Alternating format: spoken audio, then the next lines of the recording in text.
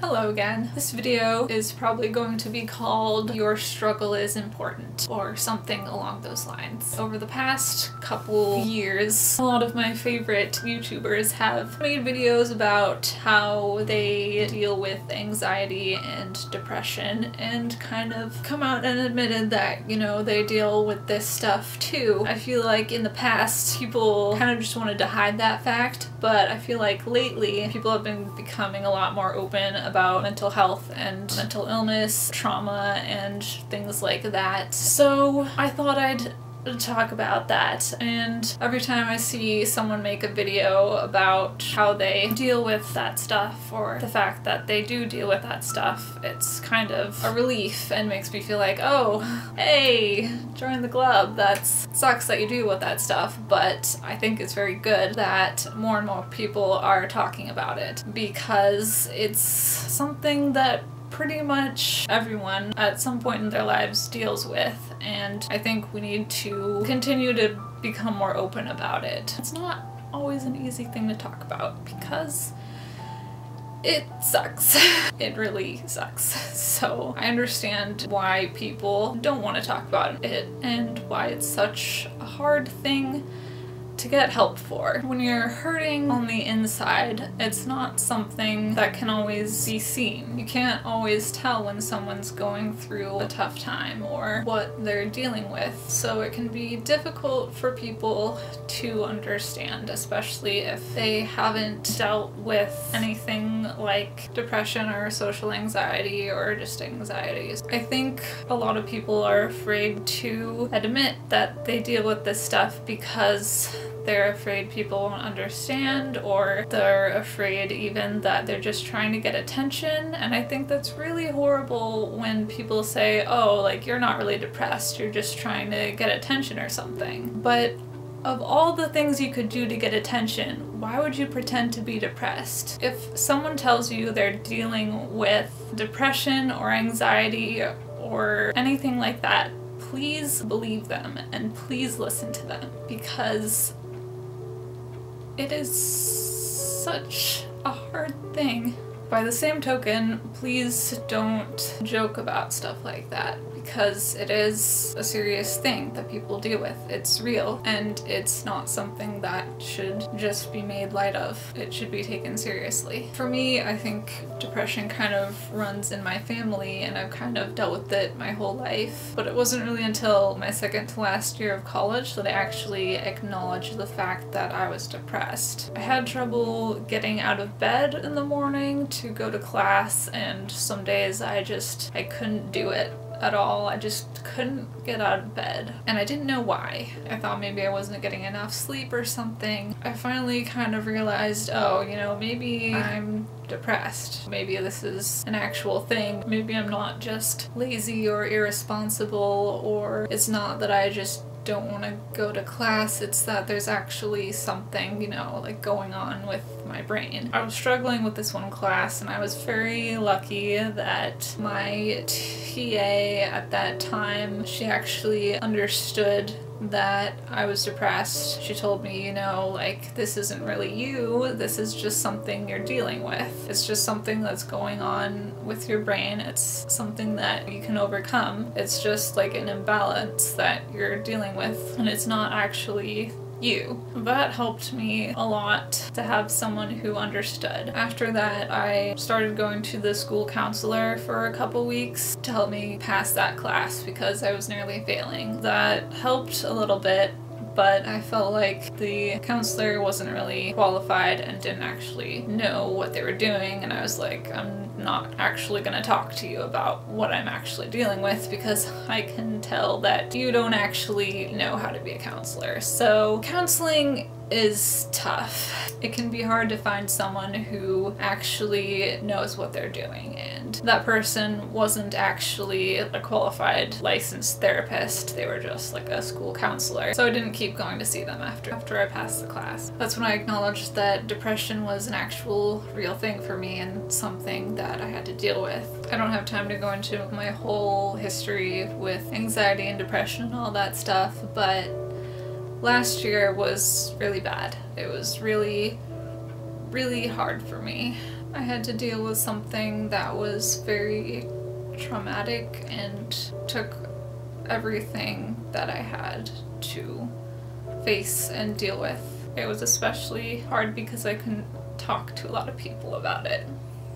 But it was important for me to deal with that in order to move on. Sometimes things happen in our lives or things come up that we just have to face and deal with. Sometimes it seems like we're taking a huge step back to face and deal with those things because it takes so much energy and you feel like all you can do is just deal with those feelings, and it can be really hard, but it's really important to deal with the difficult things that we go through in our lives. I just want to say to you that if you need to take time to deal with mental health or trauma that comes up or things like that, it's okay sometimes to just take a break from the internet and just focus on yourself. That's really the most important thing, is to focus on yourself and your mental health and making sure that you are well. And that's what I had to do. Kind of became a recluse, didn't use the internet very often except for posting things on Twitter or Instagram. For the most part, I never check my Facebook feed anymore because I just find it too stressful. I've only recently started occasionally checking my Twitter feed again. I feel like cutting out things like that, and also Tumblr, I haven't used Tumblr for like 2 years. That takes a lot of stress off of you because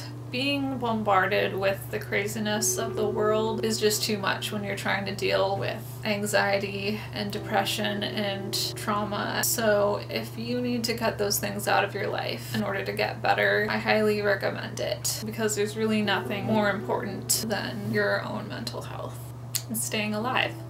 I think part of the reason people tend to make fun of depression or just ignore their own problems is because it takes a lot of courage to look at that darkness and face it. And it's a lot easier to just make mean jokes and laugh about things that you really shouldn't laugh about, because it takes a lot of empathy for yourself and other people to face things like depression or just the little things that make us sad. It's just so much easier to not even look at that stuff and just pretend it doesn't exist. And I think part of the reason we ignore that stuff and we just laugh about it is because we're not really used to having a dialogue with ourselves, and we don't really know ourselves, most of us. We don't really know what we're thinking half the time, and we don't really know what